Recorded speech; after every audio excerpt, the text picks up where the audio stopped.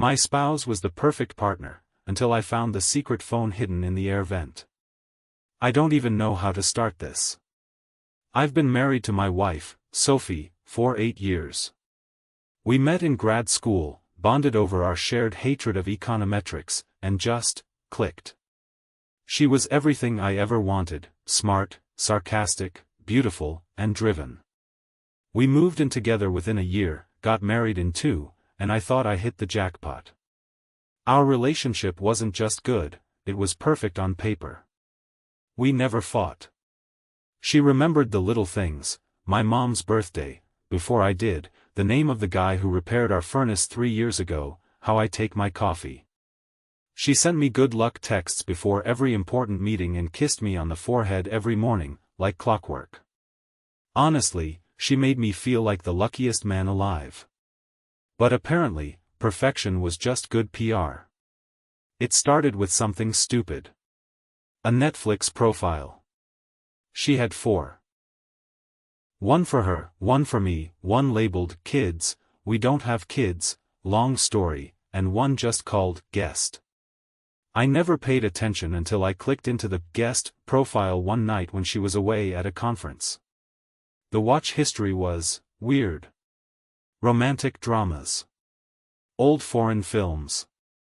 Stuff she never liked. Stuff I never liked. Stuff someone was watching. I asked her about it casually when she came back. She shrugged. Maybe my sister? I gave her the login months ago. Seemed plausible. But that's when I noticed other things. Her phone was never left unattended. Not even in the bathroom.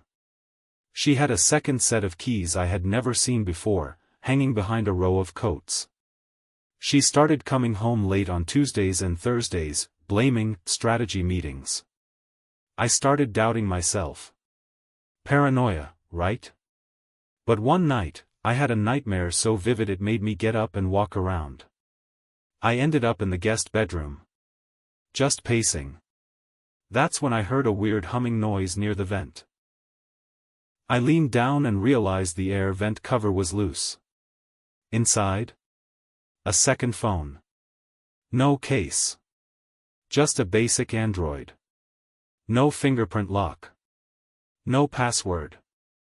Open. There were messages. Hundreds.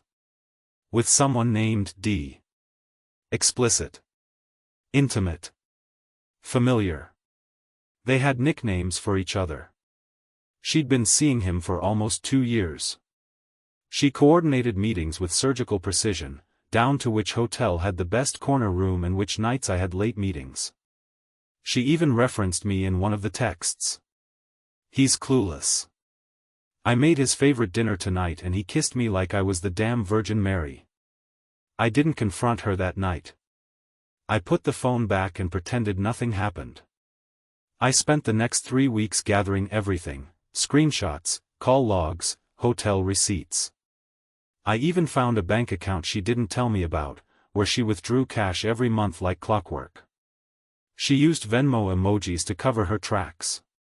Spa day woman getting massage was really a dinner at a rooftop bar with D. She had layers to her deception. Like, she didn't just hide the affair. She rehearsed hiding it. Scripts for if I ever got suspicious. Alibis. She had a system. A literal playbook. I finally confronted her last Friday. I didn't scream. I didn't cry. I just laid everything out on the kitchen table: the printouts, the phone, a USB with backups. She didn't even pretend to deny it. She just stared at the folder, then at me, and said, "I always wondered if you'd find out." No apology. No tears. Just that. Like I'd passed a goddamn test. She's gone now. Moved in with her sister, apparently. Though I'm guessing she's with D. I filed for divorce on Monday. I don't even know what I'm feeling. It's not rage. It's not sadness. It's like watching your favorite movie, only to find out the whole cast hated each other behind the scenes. I think the worst part is, if I'd never opened that stupid Netflix profile, I might still think I was happily married. Update. A few people asked for an update. I needed time. A lot has happened since I found the second phone. If you missed the first post, I found out my wife, Sophie, was cheating on me, like full-blown, organized, serial cheating, and had been for nearly 2 years. She hid it behind a fake phone stashed in a vent, alibis, bank accounts, and even used our Netflix to mask her affair partner's taste in films. After I confronted her, she didn't cry. Didn't apologize. She just looked at me and said, "I always wondered if you'd find out." But here's where things got darker. And messier. And ultimately, somehow, better. Phase 1, the setup. The day after I filed for divorce, Sophie texted me. "Let's keep this civil. We don't need lawyers fighting over plates and pets." Classic manipulator move.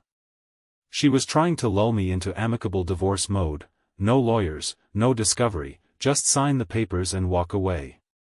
But I knew Sophie. I'd read her messages. She boasted to her affair partner about how clueless I was with finances, how I wouldn't fight her for anything because he's too proud. That text was bait. I didn't bite. Instead, I hired a divorce attorney. One who specialized in high-asset cases and had a background in forensic accounting. It cost me a fortune up front, but it was worth it. Phase 2, the mask slips. Despite her texting all that civil stuff, Sophie lawyered up almost immediately after she found out I did. Then she got nasty. She claimed in her filings that she had contributed more than 50% financially to the marriage. Blatant lie. I paid for 90% of everything, including her postgrad degree. I was emotionally unavailable and controlling, again, false, and totally out of left field. She was owed compensation for putting her career on hold to support my success. She didn't. She worked remote and had multiple side hustles, one of which turned out to be, well, let's just say she and D were monetizing their relationship in a creative way. She even tried to freeze one of our joint accounts so I couldn't pay legal fees. But my lawyer? She was a bulldog. Quiet. Methodical. The kind who never raises her voice, but destroys you with documentation. We dug up everything. The secret bank account Sophie used to withdraw cash. Hotel receipts tied to her affair partner. Screenshots of the texts, including messages that proved Sophie was funneling marital money into gifts and travel for her affair. Her second phone's GPS data, which showed her at strategy meetings in hotels 2 towns over. Phase 3, the courtroom. Sophie's lawyer came in all high and mighty, painting her as the long-suffering wife of a cold, distant man. She cried on the stand. Literally cried. She wore a freaking cardigan. It was all so rehearsed. Then my lawyer presented the timeline. The phone. The hidden account. The messages. And then she dropped the bomb. Sophie had forged one of my signatures on a property document, attempting to transfer full ownership of a rental property to herself. The court ordered a handwriting expert. It was proven. She committed fraud. You could hear the oxygen leave the room. Phase 4, the aftermath. The judge didn't take kindly to being manipulated. Sophie's entire strategy imploded. In the end, I got full ownership of the house. She forfeited all rights to spousal support. I kept the rental property. She was ordered to repay half of the money she took from our joint account and used on the affair. And the best part? The judge approved a restraining order after she attempted to show up at my office post-trial to talk things through. Turns out, Sophie didn't like losing. She started spinning lies to mutual friends, saying I sabotaged her financially and lied in court. Thankfully, the people who matter know the truth. And she's slowly isolating herself with her own games. Final thoughts. The divorce was finalized 2 months ago. I'm still unpacking everything, emotionally, legally, financially. The betrayal wasn't just romantic, it was surgical. She planned her affair like it was a job. She trained to be deceptive. But I learned a lot about myself. I'm stronger than I gave myself credit for. I don't regret the marriage, I regret trusting someone who weaponized that trust. If you're reading this and you have that gut feeling, trust it. People who are good at hiding things will make you feel crazy for noticing. You're not crazy. You're waking up. Thanks for listening. I didn't just survive her. I outplayed her. And it feels damn good.